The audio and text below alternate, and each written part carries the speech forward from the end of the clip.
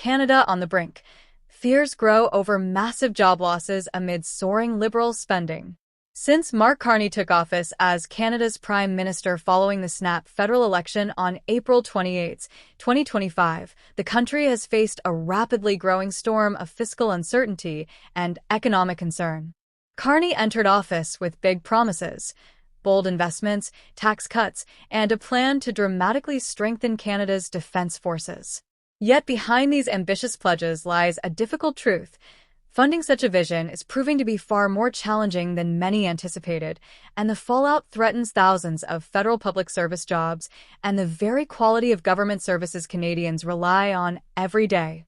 At the heart of Carney's platform is a historic plan to increase defense spending to 5% of Canada's GDP by 2035, a level of military investment not seen since the Second World War. This commitment is unprecedented in Canadian history and signals a massive shift in national priorities toward security and military readiness. However, ramping up defense budgets by billions of dollars annually puts enormous pressure on the government's overall finances. When a significant share of the budget is locked into defense, tough choices must be made elsewhere, often resulting in cuts to other departments or services. Simultaneously, Carney pledged to deliver sweeping tax cuts designed to stimulate economic growth and ease the financial burden on families and businesses. While tax relief is welcomed by many, it also reduces government revenues, further tightening the fiscal noose. Combined with rising expenditures, these tax cuts create a widening gap between what the government promises to spend and what it collects, setting the stage for difficult financial decisions ahead. Warnings from the Parliamentary Budget Officer have been stark and unambiguous. To keep the government's spending promises intact, more than 90,000 federal public service jobs could be on the chopping block. This represents the most significant reduction in the size of Canada's federal workforce in modern history. The scale of potential layoffs is staggering and would ripple through communities across the nation, threatening livelihoods, increasing economic uncertainty, and potentially weakening public services at a time when many Canadians depend on them more than ever. Throughout the campaign, Carney's government tried to soften the blow by assuring the public that it would only cap public service growth rather than implement outright cuts. They highlighted modernization efforts, including reducing dependence on costly external consultants and leveraging emerging technologies like artificial intelligence to boost efficiency. Yet, experts caution that such strategies, while promising in theory, will not come close to bridging the enormous budget shortfall. AI and digital modernization take years of planning and investment to yield meaningful savings, and they are no quick fix for immediate fiscal challenges. The government's plan to dramatically increase defense spending further tightens the fiscal squeeze. Defense spending, by its nature, consumes a large portion of operating budgets, leaving less flexibility to save elsewhere. Experts warn this could force deeper cuts in civilian departments, potentially harming the delivery of vital services such as healthcare support programs, immigration processing, environmental oversight, and more. The quality and accessibility of public services Canadians rely on risk being significantly diminished as the government scrambles to balance competing priorities. Carney's vision for economic growth hinges heavily on new nation-building projects, including infrastructure and energy initiatives. However, many of these projects remain vague or face serious obstacles. Pipeline expansions, crucial for Canada's energy exports, have been slowed or blocked by recent legislation and provincial vetoes. This limits Canada's ability to access important international markets, especially in Asia, and restricts the economic growth that the government needs to fund its ambitious spending agenda.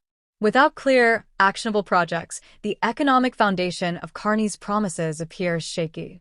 Government revenue projections have also been hit hard by recent policy decisions. The elimination of the digital services tax and tariffs has drained billions in expected income, while other tax cuts further reduce government coffers. As spending commitments balloon, reaching an estimated $130 billion in new measures, the fiscal gap widens. Calls from opposition parties and independent watchdogs for a transparent, comprehensive budget have gone unanswered, deepening public skepticism and uncertainty about the government's fiscal stewardship. Internal government documents paint a concerning picture. Rather than curbing expenses, many departments are set to increase their operating costs year over year. This contradicts the government's stated goal of fiscal restraint and suggests that capping hiring or freezing budgets won't be enough. Instead, analysts believe the government will be forced to implement broad layoffs, leading to job losses across multiple sectors. Slowing down the rollout of programs might temporarily ease budget pressures, but it would delay promised services and could erode public trust in the government's ability to deliver on its commitments. The possibility of widespread layoffs has ignited anxiety among public service unions, many of which have traditionally aligned themselves with progressive parties like the NDP. Nearly 10,000 federal jobs have already been cut since the election, fueling feelings of betrayal among workers who had been warned during the campaign that a conservative government would threaten their livelihoods. Now, with similar cuts coming from the current Liberal administration, morale is low, and frustration is mounting across the public service. For the new Democratic Party, this crisis offers a potential political opportunity. The NDP, which has struggled in recent years to maintain relevance, has been steadily regaining support in polls. By aligning closely with public service unions and positioning itself as the defender of federal jobs and social programs, the party could rebuild its influence and become a key player in the coming political battles.